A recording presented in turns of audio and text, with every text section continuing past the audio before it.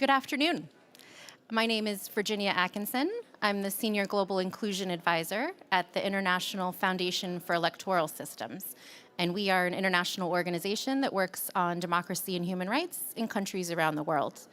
I'm a white woman with a disability in my 40s. I have long light brown hair, and today I'm in a teal jacket and a teal pants, teal suit. And I'm excited to be here today to talk about accessible election technology and to also launch a new database called Election Paths, which stands for the Election Platform for Accessibility Through Human Rights and Security. And that database was supported by Microsoft. So I'm happy to be here today with Rylin Rodgers, who's the Disability Policy Advisor at Microsoft. And Rylin, could you introduce yourself, please? And also tell us a little bit about why Microsoft prioritizes accessibility. It's clear from your work, from the work of many of your colleagues, that it is a priority of the company. So why? How did you get there? Yeah, it's great to be in this conversation and such an exciting launch today, so I'm thrilled to be here. I'm Rylin Rodgers, and I'm the Director of Disability Policy at Microsoft. I'm a middle-aged white woman wearing glasses, and I have a non-visibly apparent disability. At Microsoft, the reality is that we see accessibility as a fundamental right. So when we think about our role and our mission to empower every person and organization on the planet, the every is the critical part. And empowering every person on the planet means that we need to do our work in an accessible fashion, and we need to do our work across our priorities with partners that can help us reach that goal. And so when we think about democracy and elections, the reality is that we're currently leaving people out of what is a fundamental part of our participation and the way the world works. And we know that, 1 in 4 people globally has a disability. And if elections are not accessible and the opportunity to participate in civil dialogue isn't working, then we're missing critical voices, perspectives, and critical political leaders. So really thinking about how can accessibility bring all of us into those conversations is where we come into this piece. And I think it's not just sort of lowercase a accessibility around elections. In order for a democracy to truly function, each of us needs to have the right to a private ballot. And we need to be able to cast that independently in the way that we choose to do so. And that's going to take accessibility and digital accessibility to unblock that. Yeah. So for you, can you tell us a little bit more about what is the gap that IFES is trying to solve? And I remember when you came to me with this plan and really laid it out. So tell us more. So this database was developed because right now, election technology, of course, is rapidly accelerating. All of us are seeing technology more and more around our lives, and that is no exception in terms of elections. And as I'm sure will not surprise you or anyone here, that technology is not accessible in most cases. And if it is, accessibility is an add-on or it maybe costs extra. So that's problematic in a lot of ways. In addition to that issue, the other issue is that there's no transparency around what type of election technology is available and is it accessible. So organizations of persons with disabilities in countries around the world don't have the information that they need in order to do advocacy with their governments. So this database we're hoping, which is open source, launched today, we're hoping that will be a resource for disability rights organizations around the world. Of course, hopefully also election management bodies will use it in their procurement. Hopefully election observers and media will use it in their reporting. And also, we're hoping it'll be sort of a positive peer pressure. We love peer pressure. Yes. So hopefully election technology companies will see kind of how they compare to other technology companies in terms of accessibility and step up their offerings and also make accessibility a baseline feature, not an add-on. Yeah. So tell us more about how does accessibility impact this work and what do you see in the database? So the database right now has 88 different entries from 34 different companies, and it's organized through multiple different data points that we developed in consultation with disability rights partners around the world. So if you're looking for something that will help with voter registration, you can sort only by that. If you're looking for something that will help cast a ballot, you can sort only by that. If you're also looking for maybe a feature that helps people with specific types of disabilities, you can sort through that type of feature. You can sort by what country it was used in, how many times it's been used. So there's also all sorts of different options. I'm going to go off script because I love the conversations that we've had about this. And I wondered if you were in a dream world, what would you want this database and having this information change? Because we had talked a little bit about how many of the products that are listed in the database actually offer accessibility, but it's extra. So what kind of change can we make here?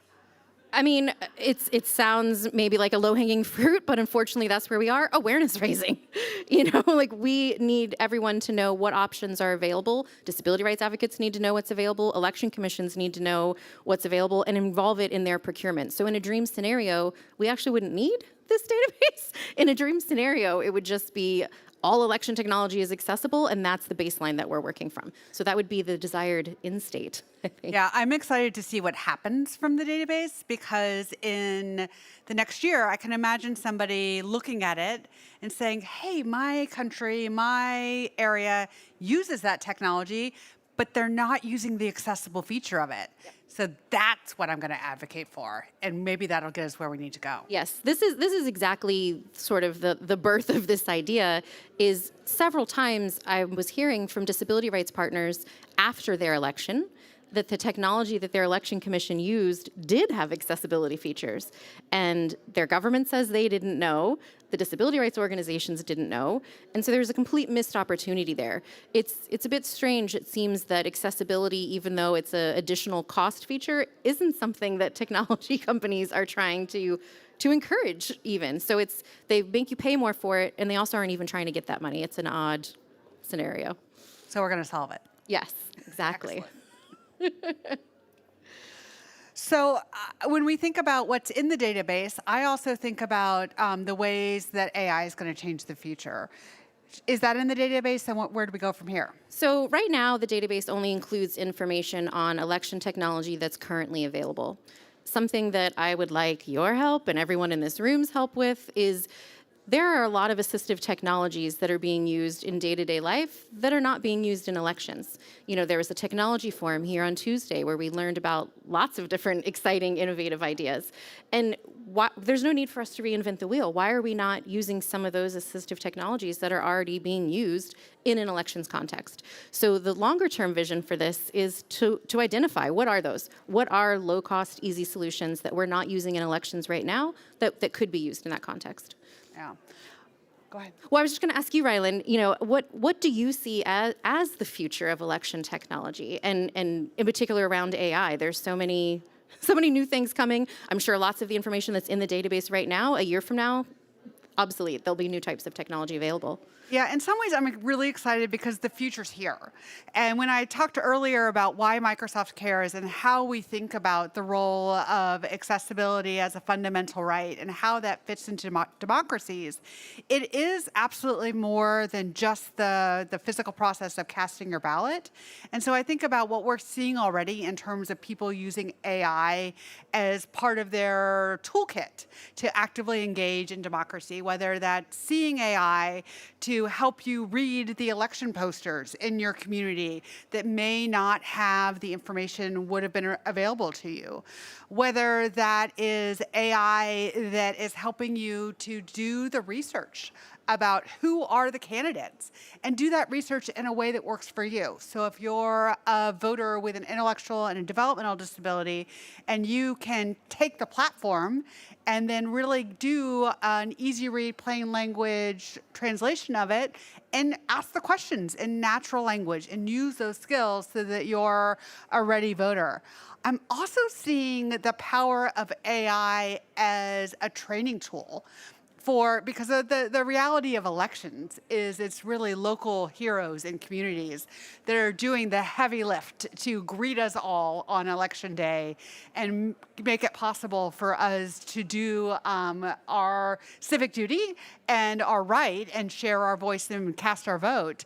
But there are huge gaps in the training and the skilling of that workforce, and AI can be part of that solution in taking language information to make sure that everybody can read the manual in a way that meets their needs. So there's almost endless possibilities, and you're also right that it's moving at the speed of light or sound or super fast. And so what we're seeing is that it's really the disability community that, as historically are early adopters on technology, that are showing us how are they using AI? What do they need from AI to help them in civic roles? And then, as I mentioned before, and when we think about democracies, it absolutely is about elections and voter participation. But I want to live in a world where I'm casting a vote for my next president, and they are a disabled, powerful leader. Absolutely. And part of that is going to be the role of assistive technology unblocking their access to many parts of our world. Another question for you, Rylin. When we're working with election management bodies in countries around the world, this tension between accessibility, security, cybersecurity in particular, privacy often comes up. And people think you can't have it all. Can you have it all, Rylin? You can absolutely have it all, and I'm going to get a T-shirt to this event because it's so frustrating to me that it's always framed in elections and all settings that there's this tension and this trade-off of whether you're going to have security, privacy, or accessibility. And too often it's security or privacy, and then later we'll think about accessibility. So there's two steps to this problem. One is that when we're designing, we have to think about security, privacy, and accessibility at the very beginning. It cannot be after. And then the other step is that as a community, we need to demand that it is not after and it is fully included. But it's a false narrative to say that in order to have a secure election, you have to have things that block accessible use cases.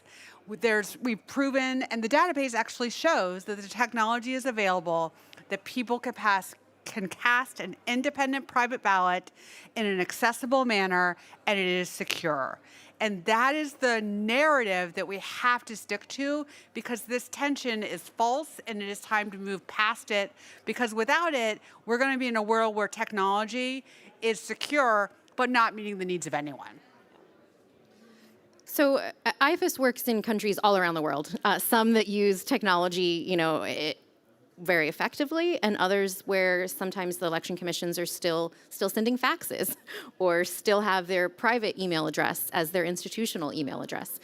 So the technology awareness and comfortableness, frankly, varies greatly. What recommendations would you have for election management bodies that are thinking about adopting technology? Yeah, this is one of the privileges of working at a place like Microsoft, is that the accessibility team sits as part of a greater team that is focused on trust. And my partners in trust are our democracy team. And so we're really working closely together to help elections and elected officials really understand what are the threats out there in terms of attacks on elections, and what are the opportunities, and how do they protect against it.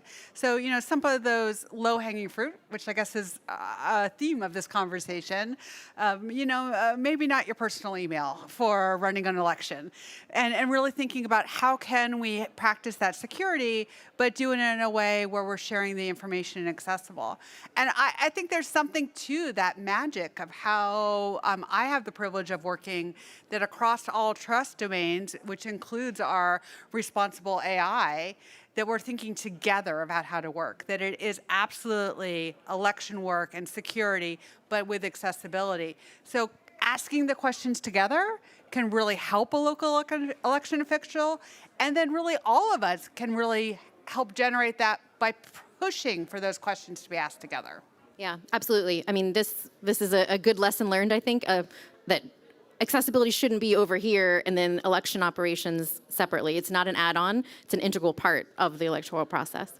So what should everybody do today and tomorrow and before their next election? Today, everybody, please visit electionaccess.org, check out the database. We're still making some improvements, so if you come back later, you're going to see a mobile version. You're going to see more accessibility features that are added, and of course, it's evergreen, so there's going to be new technology added all the time. Second thing you should do is please get in touch if you have ideas of assistive technology that maybe wasn't developed for an election, but could be used in an election. This is something we'd really like to learn about, hear more about, and introduce in elections around the world. Thank you. Thank you. Thanks, everyone.